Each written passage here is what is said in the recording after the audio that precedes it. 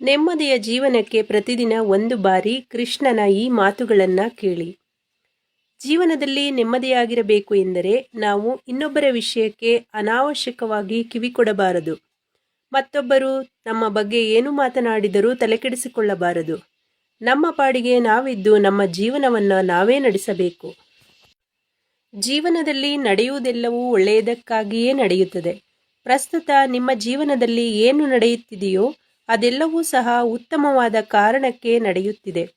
ಮುಂದಿನ ಸಮಯದಲ್ಲಿ ನಡೆಯುವುದೂ ಸಹ ಒಳ್ಳೆಯದಕ್ಕಾಗಿ ನಡೆಯುತ್ತದೆ. ನಿನ್ನ ಭಾಗ್ಯದಲ್ಲಿ ಏನಿದೆಯೋ ಅದು ನಿನ್ನ ಪಾಲಿಗೆ ಸಿಕ್ಕೇ ಸಿಗುತ್ತದೆ. ನಿನ್ನದಲ್ಲದ ಯಾವ ಒಂದು ವಿಚಾರವೂ ಕೂಡ ನೀನು ಎಷ್ಟೇ ಪ್ರಯತ್ನಪಟ್ಟರೂ ನಿನಗೆ ಸಿಗುವುದಿಲ್ಲ. ಚಿಂತೆ ಮಾಡುವುದನ್ನು ಬಿಟ್ಟು ಈ ಜೀವನದಲ್ಲಿ ಬರುವುದೆಲ್ಲವನ್ನು ಬರುವ ರೀತಿಯಲ್ಲೇ ಸ್ವೀಕರಿಸು. ಮನುಷ್ಯನು ಖಾಲಿ ಕೈಯಲ್ಲಿ ಬರುತ್ತಾನೆ, ಖಾಲಿ ಕೈಯಲ್ಲಿ ಹೋಗುತ್ತಾನೆ ಎಂದು ಎಲ್ಲರೂ ಹೇಳುತ್ತಾರೆ. ಆದರೆ ಮನುಷ್ಯನು ಬರುವಾಗ ಭಾಗ್ಯದ ಜೊತೆ ಬರುತ್ತಾನೆ ಮತ್ತು ಹೋಗುವಾಗ ಕರ್ಮದ ಫಲವನ್ನ ಕೊಂಡು ಹೋಗುತ್ತಾನೆ.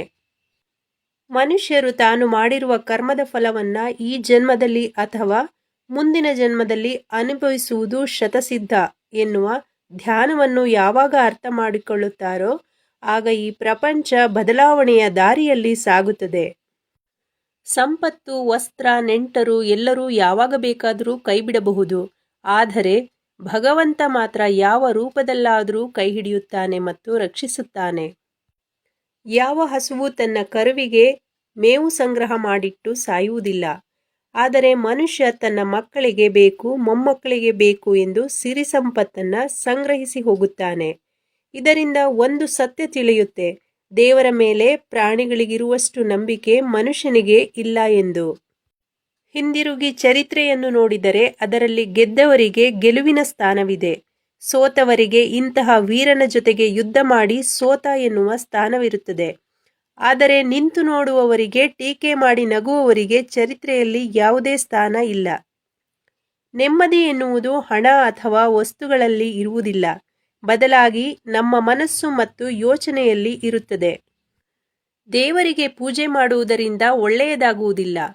ಒಳ್ಳೆಯ ಬುದ್ಧಿ, ಒಳ್ಳೆಯ ಯೋಚನೆ, ಒಳ್ಳೆಯ ಕೆಲಸಗಳು, ಒಳ್ಳೆಯ ಮಾತುಗಳು, ಒಳ್ಳೆಯ ವರ್ತನೆ, ಒಳ್ಳೆಯ ಕರುಣೆ ಹಾಗೂ ಅಹಿಂಸೆಯಿಂದ ಪುಣ್ಯ ಪ್ರಾಪ್ತಿಯಾಗುತ್ತದೆ.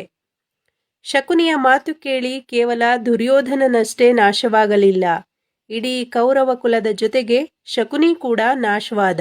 ಯಾವತ್ತೂ ಶಕುನಿಯ ಕೆಲಸ ಮಾಡಬೇಡಿ. ಸಿಟ್ಟಿನಲ್ಲಿ ಮಾತನಾಡಿದರೆ ನಮ್ಮ ಗುಣವನ್ನು ಕಳೆದುಕೊಳ್ಳುತ್ತೇವೆ.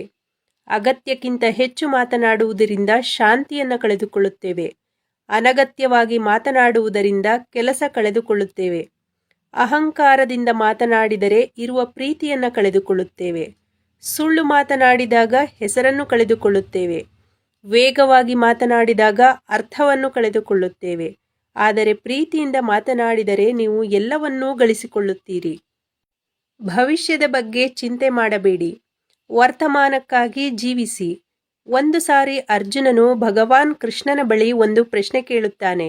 ಎಲ್ಲವೂ ಹಣೆಬರಹದಲ್ಲಿ ಬರೆದಿದೆ ಎನ್ನುವುದಾದರೆ ಕಷ್ಟಪಟ್ಟು ಕೆಲಸ ಮಾಡುವುದರ ಫಲವೇನು ಎಂದು. ಅದಕ್ಕೆ ಉತ್ತರಿಸುವ ಭಗವಾನ್ ಕೃಷ್ಣನು, ಒಂದು ವೇಳೆ ಪ್ರಯತ್ನಪಟ್ಟರೆ ಸಿಗಬಹುದು ಎಂದು ಹಣೆಯ ಬರಹದಲ್ಲಿ ಬರೆದಿದ್ದರೆ, ಪ್ರಯತ್ನಂ ಸರ್ವಸಿದ್ಧಿ ಸಾಧನಂ.